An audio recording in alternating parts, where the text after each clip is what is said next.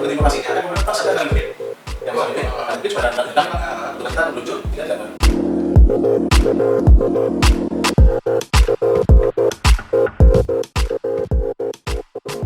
Assalamualaikum warahmatullahi wabarakatuh. Waalaikumsalam warahmatullahi wabarakatuh. Selamat siang masyarakat Pasaman Barat yang berada di Pasaman Barat maupun yang berada di perantauan. Bersama kembali kita dengan Pak Kadis Tanaman Pangan, Hortikultura dan Peternakan, Bapak Sukarli, SPT MSI. Pembicaraan sebelumnya kita berbicara baru tentang tanaman pangan dan hortikultura. Ada hal penting lagi yang akan kita kupas pada sesi ini adalah tentang peternakan, yaitu langkah-langkah atau peternakan apa yang ada di Pasaman Barat dan apa yang akan mau dikembangkan oleh Pak Kadis ini. Untuk mempersingkat waktu kita lanjut ke Pak Kadis. Silakan Pak Kadis, kita bicara tentang peternakan. Bagaimana peternakan Pasaman Barat ini adanya dan mau dikembangkan apa? Silakan Pak Kadis. Baik, terima kasih Pak Kadis. Selamat siang. Selamat bertemu kembali dengan warga masyarakat Pasaman Barat. Salam peternakan. Kalau di peternakan namanya si komandan, Pak. Jadi si komandan itu adalah produksi peternakan untuk negeri, andalan negeri. Ya, jadi si komandan. Kalau hortikultura namanya gedor horti. Kalau tanaman pangan namanya propak tani. Baik, peternakan Pasaman Barat terutama untuk sapi potong, bahwa kita Pasaman Barat sebelumnya sudah menjadi sentra bibit sapi Bali. Itu ada 3 kecamatan, yaitu Kecamatan Pasaman, Kecamatan Luhak Nendo, dan Kecamatan Kinali. Nah, kita menjadi sentra bibit ini ada sekitar 26 kelompok tani dulu yang sudah difasilitasi oleh pemerintah pusat dalam rangka pembibitan sapi Bali. Sehingga daerah kita ini terkenal dengan sumber bibit sapi Bali. Untuk di Sumatera Barat. Ya, ini salah satunya. Kemudian di luar itu ternyata bahwa banyak masyarakat yang mengusahakan peternakan sapi, khususnya yang sapi simental, limusin atau mungkin dengan Brahman. Nah, memang ini ada nilai lebih dan kurangnya nih Pak. Ya. Kalau kita bicara tentang sapi Bali, ini yang perlu diwaspadai adalah penyakit jembrana. Apa tuh? Penyakit jembrana ini hanya menyerang sapi Bali, tidak menyerang sapi yang lain. Oleh karena itu, dinas itu memberikan terutama untuk sapi-sapi milik masyarakat. Saya pikir dari penyakitnya dari Kabupaten Jembrana. Memang kemarin. terjadinya dulu di Bali, awalnya, daerah desa Jembrana awalnya, itu, sehingga sampai hari ini penyakit itu dikenal dengan penyakit jembrana. Dia virus, belum bisa diatasi, hanya kita mencegah dengan menggunakan vaksinasi. Maka kita sarankan setiap pemilik sapi Bali itu vaksin paling tidak setahun 2 kali. Jadi 6 bulan kita ulang. Kemudian kita di dalam peternakan ini, terutama untuk sapi potong, punya program unggulan daerah, terutama untuk inseminasi buatan, yaitu kawin suntik. Kalau dulu kenalnya Pak ya, kawin suntik. Nah, kawin suntik ini untuk saat ini kita punya bibit itu sapi Bali, bibit limusin, kemudian juga kita punya bibit sapi Brahman. Maksudnya kita punya di masyarakat. Bibitnya, kita bibit, kita dinas yang difasilitasi dengan program dulu namanya SIWAP, sapi induk wajib bunting. Jadi setiap sapi induk dulu wajib bunting Pak. Berarti stok kita banyak sekarang untuk bibit itu Pak? Untuk bibit sebenarnya secara program kita dapat jatah sekitar 4.000 stro bibit ya, 4.000 stro. Berarti 4.000 stro bisa untuk targetnya adalah 4.000 arseptor atau betina produktif. Betina produktif. Iya. Dan alhamdulillah sampai hari ini kita angka kebuntingan kita itu sudah mencapai 2.900 ekor. Per tahun. Artinya kalau kita hitung kali-kali aja Pak, 2.900 kalau lahir berarti ada 2.900 anak hasil IB. Hasil ya. Ya, kalau kemudian dia rata-rata harganya anak IB itu 4 juta, berarti dalam umur berapa tuh rata-rata per juta? 4 juta itu biasanya baru lahir sampai umur, kalau sudah 10 bulan udah mahal lagi Pak. Ya, 4 juta di dalam. Ya, pokoknya anak IB gitu ya. Anak IB yang dijual itu lepas susu itu 4 juta. Itu dalam bibit apa tuh? Bibit limusin yang simental. Semental. Yang simental. Kalau 4 juta saja dikali dengan 3.000 aja Pak kita. 3.000 berarti ada 12 miliar nilai investasi masyarakat. Yang selama ini tidak pernah kita hitung. Ya. Jadi ada 12 miliar lebih nilai tambah usaha peternakan dari satu sektor peternakan sapi potong yang dilakukan dengan inseminasi buatan. Dan itu sudah tiap tahun? Sudah tiap tahun Pak. Itu baru dalam bibit semental? Dari semental. Belum nanti kalau kita Bali, kalau Bali kan lebih kecil lagi Pak. Bibit Bali, tapi Lebih kan kecil lebih lagi. massal kan? Lebih massal. Ya, kemudian sekarang ada sapi yang besar tapi belum kita introduksi ke kita. Dan mudah-mudahan ini sedang dikembangkan di BBTU pada mengatas. Dan nanti kalau misalnya dia sudah cocok dengan iklim Sumatera Barat khususnya, bisa kita kembangkan di kita. Apa nama bibitnya? Itu Belgian Blue. Iya. Berarti yang limusin juga ada bibit sama kita? Limusin ada, semental ada, Bali ada, Brahman ada. Itu masyarakat bayar Pak? Kalau masyarakat sekarang enggak Pak. Gratis? Karena apa? Yang petugas kita ini disubsidi oleh kementerian dibayar. Wow, mantap. Itu kalau kita hitung nilainya dari masyarakat, kalau kita misalnya MIB sekitar 3.000 aja kita ambil Pak ya. Rata-rata 3.000, dia rata-rata setiap petugas IB itu dapat sekitar 30.000. Dari pusat. Itu baru untuk IB-nya. Ya. Belum nanti pemeriksaan kebuntingan. Oh, itu dikasih pula. Nanti begitu dia untuk memastikan bahwa ternak masyarakat itu bunting atau tidak bunting, maka ada petugas PKB namanya. Konsul kalau orang kan konsul. Misalnya Pak Kadis sekarang punya sapi. Iya. Kemudian untuk meyakinkan apakah sapi saya bunting atau tidak, maka Pak Kadis menyampaikan kepada petugas untuk lakukan cek. Maka itu yang disebut dengan nanti kegiatan kita namanya di lapangan itu untuk pemeriksaan reproduksi. Ya. Nah, ini itu kita pun lakukan, biaya ditanggung oleh pusat. Itu pun biaya ditanggung oleh pusat. Masyarakat tidak bayar. Jadi masyarakat tinggal modal. Pokoknya modalnya sapi induk aja. Nah. Sapi induk aja. Nah, karena itu semuanya masyarakat ini bahasanya masyarakat keseluruhan atau keseluruhan, masyarakat Pak. Pakai beda-beda. Enggak ada, karena dia harus misalnya ada masyarakat miskin, ada masyarakat pegawai, ada masyarakat pengusaha. Semuanya Pak, masyarakat. Semua yang punya sapi masyarakat yang punya sapi karena wajib dilaporkan by NIK by titik koordinat. Oh, gitu. Wajib.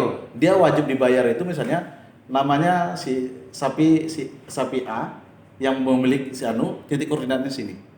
Termasuk yang besar-besar kayak almarhum Pak Sanan misalnya kan. Iya. Termasuk almarhum Ya siapapun yang punya sapi di Pasaman Barat. Pak Datuk Sarul misalnya. Iya. Itu kan banyak-banyak sapinya. Iya. Itu bisa juga dapat bibit itu. Sama Pak. Berlakunya sama untuk masyarakat dan itu semua mereka wajib dan mereka dibayar itu dengan melaporkan di mana titik koordinat by NIK, by name, sudah itu by titik koordinat. Lapor ke petugas. Lapor ke Isiknas namanya. Sistem Informasi Kesehatan Hewan Nasional. Berarti dengan aplikasi. Nanti mereka lapor ke kita, sudah begitu di IB, ada kartu kontrol IB, kartu IB namanya, untuk di IB tanggal sekian. Karena sapi beda birahinya dengan kita, Pak. Ya, karena birahinya 9 aplikasi ini dulu, Pak. Tentang birahi bentar dulu. Iya. Ini manis rasanya nih. Ini tentang aplikasi, Pak. Iya. Aplikasi itu di mana kita bisa dapatkan? Aplikasi ini sebenarnya aplikasi petugas kepada kementerian. Namanya Isiknas. Berarti yang mengisi nanti petugas. Jadi petugas melaporkan itu langsung dengan titik koordinatnya by NIK, misalnya lokasi MIB di mana, hari apa, jenis setronya. Setronya jenis yang semen bekunya apa, kemudian kodenya apa. Berarti seluruh sapi bisa tuh, Pak? Misalnya seluruh sapi bisa. Sapi kampung aja. bisa. Tapi syaratnya lebih bagus kalau dapat jangan yang masih perawan. Karena kalau masih perawan biasanya dia biarlah dengan kawin alam. Setelah kawin berikutnya dengan inseminasi buatan sangat dianjurkan seperti itu. Sapi kampung biasa bisa enggak sapi kampung biasa disuntik dengan limusin? Tergantung induknya besarnya, Pak. Kalau sapi kampung biasanya kita tidak sarankan langsung dengan limusin atau semental. Tapi kita upgrade namanya. Jadi disuntik misalnya dengan sapi Bali atau dengan Brahman. Oh gitu. Nanti kalau misalnya Brahman induknya itu kan kalau Brahman dengan lokal atau Bali dengan lokal. Kalau Bali dengan lokal itu istilah kita di lapangan ini adalah Bali lokal. Anaknya itu baru bisa disuntik nanti. Nah, jadi upgrading namanya, Pak. Upgrading itu adalah mengangkat genetik. Genetik. Memperbaiki turunan. Dengan bule. Iya. Kawin dengan bule baru dengan bule. Iya. Berarti kalau mereka sudah punya bibit-bibit masing-masing kelompok tadi itu lebih bagus untuk pakai bibit yang sama bapak. Iya. Misalnya limusin, dia Iya. punya induknya, Iya. dia tinggal minta bibit. Pokoknya begitu ada tanda birahi. Nah, birahi ini kan ada Ah, tanda. iya, masalah birahi lagi. Ini masalah birahi ini akan Iya. dalam pembicaraan. Birahi siapa nih Pak? Birahi sapi betina. sapi. Iya. Dikira birahi siapa? Ya. Jadi birahi sapi ini Pak, siklusnya dia 19 hari. 19 hari sekali. 19 hari sekali. 19 sampai 21 ya. Jadi artinya apa? Sapi itu birahi hanya selama 19 hari sekali Dalam sebulan. dalam sebulan. Jadi tidak ada dia birahi setiap hari, setiap saat nggak ada. Manusia yang tiap hari. Jadi dia birahi setiap hari dan itu siklus birahinya lama masa birahi itu biasa kita gunakan 17 Agustus Pak. Jadi hanya 8 jam yang bisa. 17 Agustus, kenapa kok bisa Iya. tepat dengan 17 Artinya Agustus? dia gini Pak, begitu dia tanda-tanda birahi. Kan ada kalau bahasa Enggak, 17 Agustus itu Iya. tanggal atau apa tadi? bukan Istilah. 17 jam, Oh, 17 ya, jam. 8 jam yang bisa dia. 8 jam. Ya yang kan bisa artinya kan berbuah. 24 jam itu. Oh. Kita kira 17 Agustus. 17 tambah 8 kan 25. Ah. Nah, tapi kita gunakan 8 jam itulah yang efektif Yang dia efektif untuk untuk dilakukan pembuahan. Iya, iya. Jadi misalnya kalau Bapak sore hari ketahuan, Dia itu birahi. paling lambat besok pagi dia jam 9 harus sudah disuntik. Ada sesuntik. Melewati itu dia kemungkinan berhasilnya kecil. Itu di dalam tentang waktu Tentang waktu pembuahan. pembuahan. Jadi Birahinya pengetahuan apa petani. tandanya, Pak? Ya, birahi. Pertama birahi itu ada kalau bahasa kita SAS. SAS. Sambok ange sirah. Sambok gitu. Sambok ange sirah. Itu dilihat dari Ada- vulva sapi betina. Nah, misalnya terlihat sambok. Jadi kalau menyamboknya Pak, biasa itu birahi. Iya, iya, iya. iya. Yang kedua, kalau misalnya awak dipalpasi atau kita pegang, itu biasa ange. Tapi dia memerah sirah atau keluar lendir dari vulva Ya, ya, sapi betina itulah standar Kurva birahi. jangan dijelaskan Pak. Iya, Seperti itu. iya. Karena lendirnya keluar, itu berarti dia tanda. Atau dia malanguh. Nah, kalau malanguh dia berarti tanda birahi. Taraga. Atau misalnya naik-naik ya kawannya. Iya, iya, iya. Nah, jadi itu tanda bila mulai naik-naik itu tidak boleh lebih dari 17 jam atau 8 jam yang paling efisien efektif. Mulai dari tanda-tanda itu keluar iya. sampai dengan pembuahan, Maksimal 17 jam. 17 jam, tapi yang efektif 8 8 jam. jam. Kalau 8 jam itu kemungkinan buntingnya sekitar 75%. Berarti petugas Bapak harus cepat ya? Iya, makanya dapat begitu informasi dia akan kemudian Pak siapkan kandang jepit yang bisa mebe, kandang jepit supaya tidak ditendang nih Pak. Petugas kita akan meluncur, tidak beranu. Kapan Pak? Pasti nanyanya kapan mulai tando-tando birahi. Kalau pagi berarti paling maksimal jam 4 sore dia harus. Berarti segera mungkin. Segera mungkin. Karena kalau enggak apa kerugian petani selama 19 hari. Permasalahannya Pak, kalau tenaga Bapak di mana standby-nya? Seluruhnya ada Pak, HP-nya sudah disebar ke peternak. Dia berada di sini atau berada di kecamatan? Di kecamatan. Mulai kecamatan itu dari Kinali sampai ke Ranabatan ada. Sudah ada. Sudah ada Bapak. tugasnya. Dan sudah punya bibit. Sudah punya bibit. Oh, berarti itu kan dari Bibitnya kita distribusi ke kontainer, ada kontainernya, kontainer depo, kontainer bibit. Nanti kontainer deponya itu di puskeswan atau klinik hewan kita yang ada di kecamatan. Kemudian petugas kita akan punya klinik atau punya kontainer Pribadi. bibit namanya yang di rumahnya Di rumahnya ada. untuk doping. Jadi dia punya cadangan misalnya punya 50 bibit di situ. Nah, Berarti istilahnya kapan saja dipanggil petugas Bapak, dia sudah punya bibit. iya, iya. Iya, iya. Hidup bibit berapa lama tuh Pak? Tergantung kalau N2 cairnya ada dia bisa lama Pak. Tapi kalau N2 cairnya habis dia makanya kita akan Lamanya berapa? Setahun? sampai 2 tahun Pak. Bibit itu sepanjang dia masih di dalam N2 cair dia bisa sampai 2 tahun nggak apa-apa. Oh, sama dengan M4 nih Pak ya? Sampai 4. Nah, M4 jadi kasih tapi ya. dia gunanya N2 cair Pak. Nggak bisa dengan gunakan misalnya dimasukkan dalam kulkas. Nggak mau ya? Nggak mau Pak. Kalau dulu kan petugas sipil masukkan dalam kulkas ya mati Pak. Apalagi mati lampu. Kalau Jadi, Endo cair, dua cair ini Endo cair ini gunanya untuk memelihara bibit. Jadi itu adalah hasil ikutan dari pabrik pupuk Pak, biasanya. oh gitu. Iya, pabrik pupuk dia ada Endo cair itu dia menyimpan. Itulah yang kita masukkan dalam kontainer depo kita. Iya, iya, iya. Sekarang produksinya Pak, Iya. berapa sapi Pasaman Barat cukup enggak untuk kita, kemudian berapa produksinya dan harapan Bapak gimana? Kalau dari segi kebutuhan daging sebenarnya kita masih Kurang, cukup juga Pak sebenarnya. cukup ya? Ya, karena apa? Kita kan jarang makan daging juga ini. Nah, karena apa? Pertama adalah mungkin ya kita tidak seperti orang bule lah. Kalau makanya tadi hubungannya dengan nanti dinas pangan. Dinas pangan dia harus bisa menghitung neraca bahan makanan. Berapa sih tingkat konsumsi daging kita? Daging. Ternyata kita itu baru sekitar 12,5 gram per Per kapita per tahun. Per kapita per tahun. Belum sampai 1 kilo Pak, makan dagingnya. Ya, ya. Ya paling-paling daging bakso yang percaya. Idealnya dia kalau secara sekitar kalau misalnya kita ambil Singapura itu sudah sampai 21 kilo iya per per tahun. Kita baru gram gram ya, ya, ya. hitungannya. Jadi masih jauh Pak. Masih jauh, Jadi ya? wajar kalau kita sering demo Pak. Jadi masih gunakan tenaga gerak karena banyak makan karbohidrat. Belum Banyak menggunakan karbo. protein untuk Iya, berpikir kan Pak. iya, Nah, iya, mudah-mudahan nanti ke depan bisa ini gerakan protein hewani. Untuk memancing orang untuk bisa beternak Pak, hitungannya berapa nilai ekonomisnya untuk satu jenis? Sebenarnya Pak kalau kita lihat misalnya kalau sapi minimal kalau mau dia safety gitu, dia harus ada induk satu, ada jantan satu minimal. Artinya jantan ini bisa kita pelihara selama 3 bulan 4 bulan untuk persiapan kurban. Ya, Dia ya. jual waktu kurban dia akan nilai tinggi. Tapi kalau sapi betina dia harus tetap punya satu. Dia tetap punya satu. Minimal. Tapi yang idealnya kalau kita bicara skala usaha itu 4 ekor. 4 ekor minimal. 4 ekor, 3 betina. 3 betina, 1 jantan. Untuk induk semuanya. 3 untuk induk, 1 ini untuk persiapan Pak yang kita putar karena ternak kan jadi saving, bukan menjadi yang panen setiap bulan. Tapi Ya. dia bisa panen misalnya kita untuk tujuan kurban, untuk tujuan apa? Jadi mendapatkan uangnya di situ.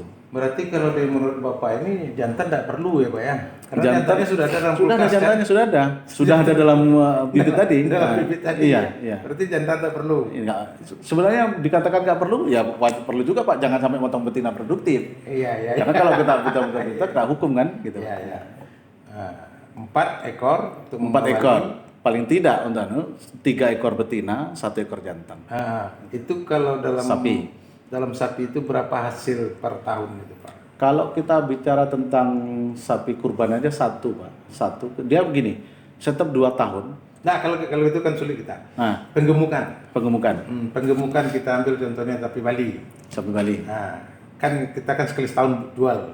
Kan kita gini Pak, yang sering terjadi adalah kita memelihara sapi untuk digemukkan itu dari sapi kecil. Ya, Mestinya ya. tidak. Prinsipnya adalah belilah sapi kurus, Gemukan. dipelihara 4 bulan, tapi dengan pakan tinggi, maka dia akan namanya compensatory growth. Dengan pakan yang bagus dia mengejar. Tapi kalau gemuk seperti kita nih Pak, sudah gemuk kita ini, kemudian dikasih pakan manu, tumbuhnya sedikit. Tapi kalau yang kurus dikasih pakan intensif, dikasih pakan yang baik, maka dia PBB-nya bisa 0,8 Berarti 4 sampai bulan 1 kilo. saja? 4 bulan saja Pak. Dalam 4 lebih bulan itu efisien. 1 ekor berapa kenaikan? 1 hari PBB-nya 1 hari 0,8. 0,8. 8 kali 3, 24. Berarti 24 kilo dalam 1 bulan 24 kilo dalam 1 bulan kali dengan 4 bulan. Hampir 100 kilo dia kalau dia 100 kilo. compensatory growth. Harga 1 kilonya kalau 110.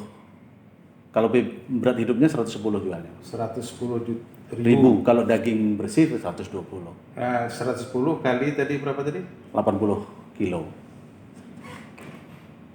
Itu peningkatannya.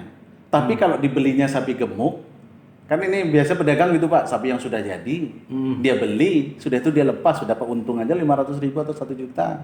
Padahal kalau dia mau pelihara dengan gunakan cara, teorinya gitu Pak, teori manajemen beli sapi kurus, Gemukan. pelihara intensif, kasih pakan yang bagus, maka dia akan compensatory growth, mengejar ketertinggalan pertumbuhan ketika dia kurus. Ya. Nah, itu. Apalagi kalau penjualannya pas di waktu haji. Pas haji, pasti harganya tinggi karena bobot hidup dia 160-an Pak. Iya, iya, iya. Beda dengan kalau dia potong biasa 110, 120. Bobot hidupnya. Buat hidup.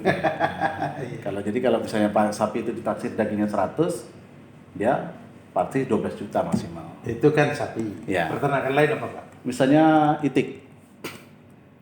Masuk apa juga? Itik juga sebenarnya sangat menjanjikan karena dia bisa Itik air. itik air atau itik darat. Itik air itu. Ya, cuma memang kadang-kadang itik ini identik dengan bau ya Pak, nanti akhirnya. Orang sulitnya, sudah itu orang makan daging itik kan jarang juga. Kecuali adalah itik pecel ayam itu atau Tapi hati banyak di ayam. Padang udah mulai, Pak. Tapi udah beli ini, itik bebek sawah ya, bebek Bebek sawah. sawah, kan sama. Jadi itik ini minimal dia 25 ekor. 25 ekor 25 ekor untuk satu skala usaha. skala usaha. Ya. Berapa jantan, berapa betina? Biasa 5 jantan, 5 jantan, 20 betina. 20 betina. Ya. Hitungannya? Hitungannya sama dengan ayam. Hmm. Hampir sama dengan ayam. Kalau mau melihara skala ekonomi begitu. Diharapkannya dari 20 ekor itu dia bertelur sekitar 80%. Berarti 8 kali 2 sekitar 16 butir 16 butir per per hari. hari. Harga telur itik sekarang 2000. 2000. Kalau satu rak itu 30 itu sekitar kalau dibeli di Koto Baru itu sekitar 60.000 Pak. Berarti 30 kan 2.000-an atau 1.800 per ekor. 2000-an lah. Iya. Kita taruh 2000-an. Jadi Iya. 16. Iya. Berarti 36.000. Iya. 16 butir kali dengan 2.000 kan 320.000 320.000 sehari. sehari. Ah. Dikurangi biaya pakan, maka dia dapat penghasilan sehari 100.000. Pakannya sekitar 200. Iya. Itu sudah makan tinggi. Kalau dia gunakan misalnya tepung ikan, gunakan apa gitu. Oh, kalau perawatan model petani itu dia bawa ke sawah? Itu lebih bagus lagi sebenarnya. Tapi dia mengembala kan, Pak? Iya. Karena apa? Sumber-sumber yang apa? Ada keong, kicot, itu sebenarnya tinggi. Cuma takutnya nanti di sawah ini ada orang menyemprot sawah. Oh iya. Nah, kalau dia menyemprot sawah menyebabkan racun bagi hewan. Berarti dalam 25 ekor 25 ekor itu dapat 100.000 sehari. Iya, minimal itu. Minimal. Iya, minimal itu, Pak. Iya, Itu itik. untuk itik. Ayam hampir sama. Hampir sama. Ayam kampung ya. Ayam Kalau kampung. Bapak mana yang lebih bagus Bapak, ayam per itik? Sebenarnya Dari kalau perawatan. daya tahan sebenarnya bagus itik. Bagus itik ya. Iya, karena kalau itik ini jarang kena penyakit. Kalau ayam nanti hujan dia kena senot. Iya, atau kena apa? Kena Tetelo, ya, kuok ya kan. Kalau itik dia lebih tahan. Iya, Cuma itik jangan dipelihara dekat dengan ayam. Nah, ini saya lihat kemarin di apa di daerah Jorong Halmahera yang di apa di Ujung Adiang itu ada sekitar 20 kandang ayam potong. Tapi ada satu peternak yang memelihara itik dengan ayam berdekatan. Karena itik adalah carrier penyakit flu burung. Itik. Iya, dia pembawa. Oh. Itik tidak kena penyakit flu burung, yang Tapi kena ayam, pembawa. tapi dia membawa penyakit flu burung. Artinya carrier itu dia punya sifat-sifat flu burung yang ada di dalamnya. Sehingga kalau dia dipelihara dekatan dengan ayam, maka ayam bisa mudah tertular penyakit Flu burung. flu burung. Maka dianjurkan dipisah, tidak boleh berdekatan. Pasaman Barat, itik dan ayam menurut Bapak gimana perkembangannya? Kalau sampai hari ini ayam potong terutama Pak, kita banyak saya menemukan plasma. Saya menemukan plasma. Kemarin kami cek di Ujung Gading, cek kalau sini udah banyak Pak. Di Ujung Gading ini yang sekarang lagi menjadi apa? Menjadi model dan itu sangat diminati oleh masyarakat. Karena apa? Saya lihat dengan dia memelihara itu dia dapat sekitar 30 jutaan per bulan. Dalam Itu dari- berapa ekor? Dalam 4.500 4.500 ekor. Semuanya kan Itu disuplai oleh apa? Cuma ayam pengemukan, ayam potong, ayam potong. ayam putih, Ya, ayam broiler. putih. Ya, ayam broiler. Ya. Nah, dia dalam 30 hari dia dapat itu, tapi ya risikonya tadi kan. Pas kena wabah ya. Iya, kalau pas untung aja Pak 30 juta. Kalau pas wabah biasanya gini, saya menghimbau pada masyarakat peternak setelah Pasaman Barat yang sekarang punya kandang, yang kemudian punya ayam putih, kan semuanya disuplai bibit, pakan disuplai oleh inti. Yang banyak ini adalah carum popan. Maksudnya disuplai. Disuplai misalnya kita menyediakan kandang, menyediakan kandang Iya, dan iya, nanti iya. tenaga pemeliharaannya, tenaga peliharaannya kita, jadi semua pakan bibitnya disuplai, Iya. nanti panen diambil. Itu yang disebut dengan inti plasma. Oleh karena itu ini banyak berkembang di Ujung Gading, terutama banyak berkembang sampai ke arah Ranah Batahan. Di sini juga arah apa Jamba itu banyak berkembang. Itu cukup menjanjikan, cuma dia mestinya kalau sudah 4 kali siklus dia berhenti dulu satu siklus. Oh, berarti sudah 4 kali 4 kali siklus dia berhenti. Satu siklus. Satu siklus. untuk melakukan Siklusnya berapa tuh? 40 hari 8 40 hari. Ya, jadi 4 kali panen, berhenti satu siklus, baru mulai fumigasi pembersihan kandang. Iya. Dan itu bagus sistem plasma itu. Itu sangat bagus sekali. Saya lihat kemarin mereka sangat untung juga. Rata-rata satu orang ada yang punya 2 kandang, 3 kandang. Tekornya gimana Pak? Nah, tekor Sistem plasma ini. Kalau tekornya biasanya gini Pak, kalau saya lihat dari harga sebenarnya tekornya kecil ya sebabnya. Kalau dia kandang masih baru. Kalau kandangnya sudah sekian kali dipakai, itu yang saya takutkan tadi. Ya, maka dia kena wabah gitu kan. Iya, kena wabah. Siapa nanggung? Makanya tadi saya minta pada petani peternak Pasaman Barat yang ikut inti plasma, coba jangan kita memelihara ternak tapi tidak ada perjanjian hitam di atas putihnya. Harus ada Hitam di atas putihnya, apa untungnya, apa ruginya, berapa pembagian keuntungan ruginya, bagaimana risikonya, karena risikonya adalah risiko bersama, bukan risiko peternak. Oh, bukan risiko peternak. Iya. Kami kemarin sudah bicara dengan Kanwil Komisi Persaingan Usaha dari Medan waktu sosialisasi bahwa mereka Pak tolong bantu kami untuk dipastikan bahwa peternak yang ikut inti plasma memiliki surat perjanjian yang dibaca oleh peternaknya, dia tahu dia risikonya apa, jangan untungnya saja, risikonya perlu. Nah, maka itu Pak, kami sekarang sedang mendata itu untuk kemudian mengedukasi masyarakat untuk apa sih hak dan kewajiban para pihak. Pendanaannya dari mana biasanya Pak? Itu langsung dari inti Pak. Intinya di mana? Ya ada Carun, Popan, ada Java Covid. Siapa tuh? Ya ada dari Medan, ada yang dari Padang. Oh, dia memproduksi. Dia perusahaan yang menyediakan DOC, bibit, dia yang menyediakan pakan ternaknya. Oh gitu. Nah, Iya. Nah, itu konsumennya. 30 menit hampir habis Pak. Kalau bicara peternakan kita masih banyak lagi. Tapi mungkin sebagai informasi bagi kita semua bahwa di Pasaman Barat juga ada daerah yang menjadi endemi kerbau, yaitu Maligi. Di Maligi ini endemi menjadi daerah dia menjadi daerah kerbau karena Maligi selama ini punya kerbau rawa yang dipelihara lepas. Dan ini kita sedang usahakan ke Kementerian Pertanian juga termasuk Kementerian Desa, bagaimana ini menjadi konservasi kerbau rawa untuk di wilayah Sumatera Barat. Karena kita punya kawasan, karena sekarang yang menjadi konservasi salah satunya adalah Sijunjung dengan rumah kerbaunya, tapi kita adalah kerbau rawa yang ada sekitar 400-an ekor yang bisa kerbau tunjuk atau kerbau panggil, yang ini bisa menjadi pertama agroturism kalau menjadi kerbau tunjuk, kerbau panggilnya apa nih Pak? Artinya Pak, kerbau saya adalah itu Pak. Kalau Pak Kadis nggak akan tahu kerbaunya mana, apa tandanya. Tapi si pemilik dia tahu kerbaunya adalah kerbau ini. Nah, ini mungkin yang jadi salah satu forum kita bahwa kita mengembangkan daerah ini adalah menjadi daerah. Bisa jadi wisata. Iya. Tapi juga berdasar kerbau panggil. Ya kerbau tunjuk atau kerbau rawa tadi.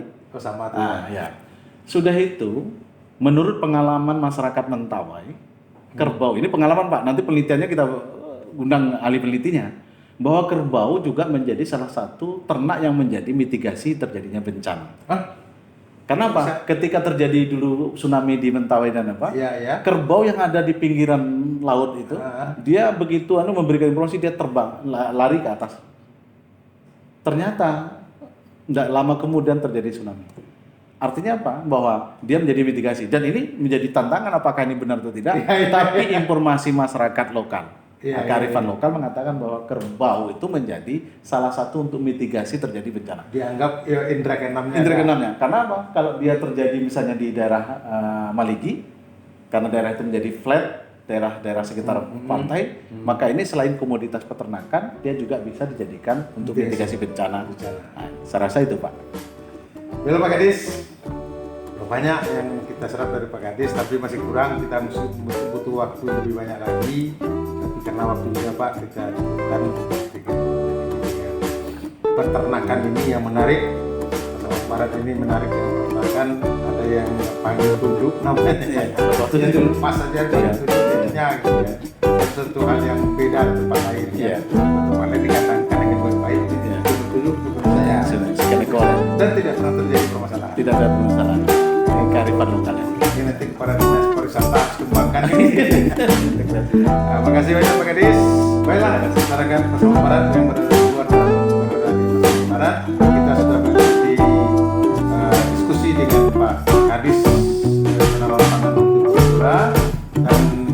seri kedua.